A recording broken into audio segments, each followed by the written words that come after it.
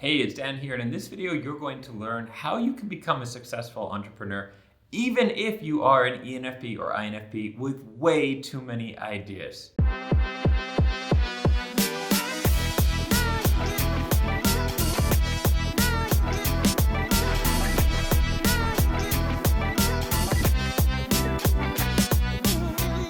Now, before sharing my approach on this, you probably want to know a little bit about who I am. Generally, a good rule before taking entrepreneur advice is figure out who's this person giving it. Now, myself, I am an ENFP, and I have been an entrepreneur, depending on how you slice it, from between 10 years old and about the last 12 years. I would argue it was from being about 10 years old, but very seriously for about the last 12 years here. And during that time, I have built a variety of businesses, including a successful freelance writing business, a business as an author, as well as a coaching business. Also during this time, for the last 9 years, almost 10 years now, I have been location independent, living abroad, living around the world, and traveling very frequently. And I share that not only because it's pretty cool and it's been a pretty wonderful life so far, but also because it demonstrates that what I'm going to share with you is actually sustainable. There's all these fly-by-night business ideas out there that someone says, oh, you can do this and use this trick online and you'll make this amount of money for the next 3 months. And then next thing you know, you're moving back home with your parents, wherever it is you're from, because things didn't work out.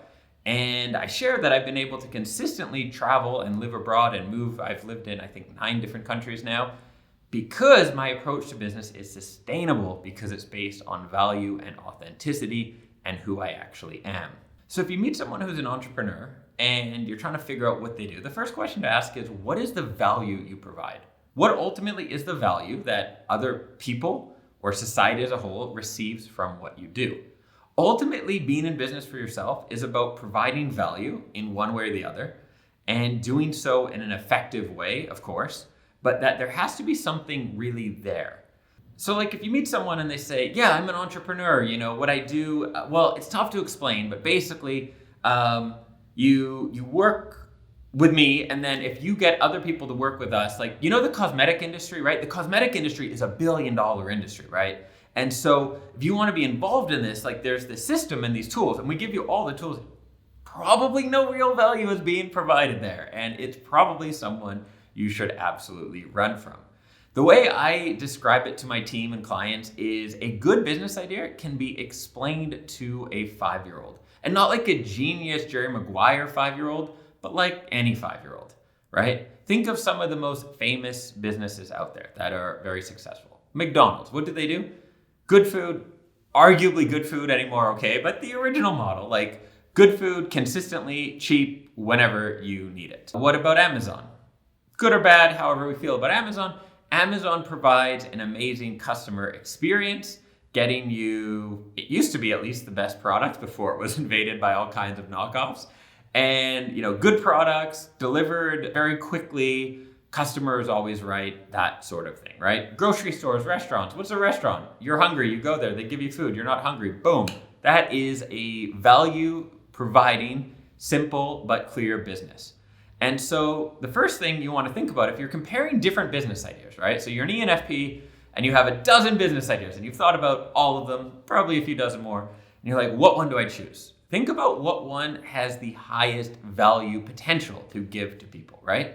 Is one of them maybe more original than others? Maybe it can provide value in an area that's underserved right now. Think on that context. Think from the people you will be serving who will ultimately give you money. Which of these businesses can provide the most value? That's the first place to start.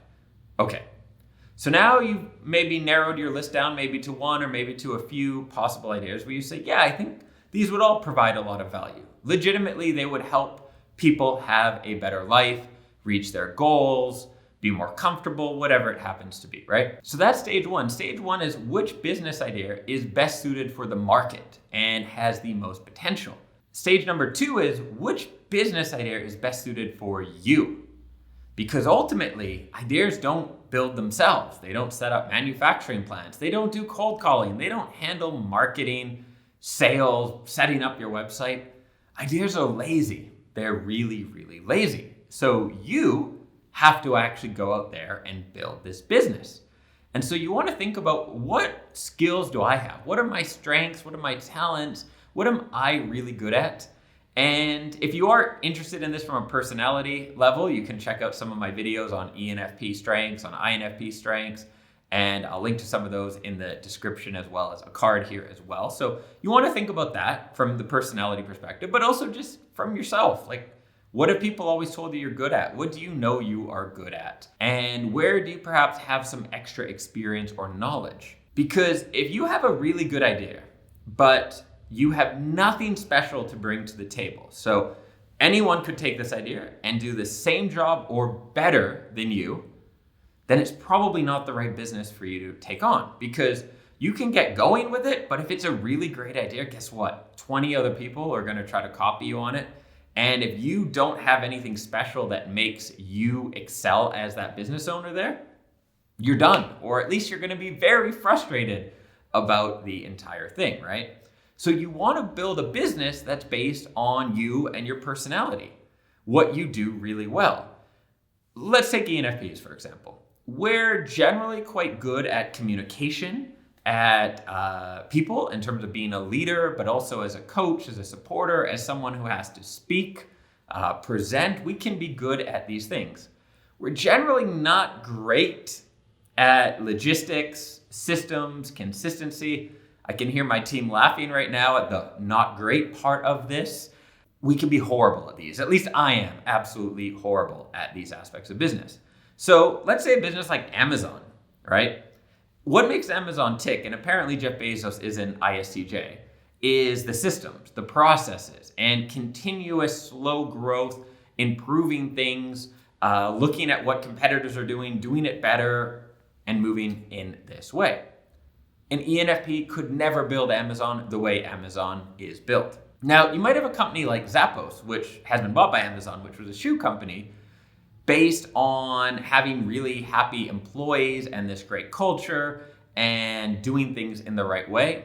I don't know what personality type Tony Hsieh is, but that is the sort of business that maybe an ENFP could build, because you think, what makes Zappos special? Well, it's about literally delivering happiness, is the book by Tony Hsieh, right? So it's about delivering happiness, bringing joy to people, having your employees treated better than other, and creating this great culture. Well, that's something we could do.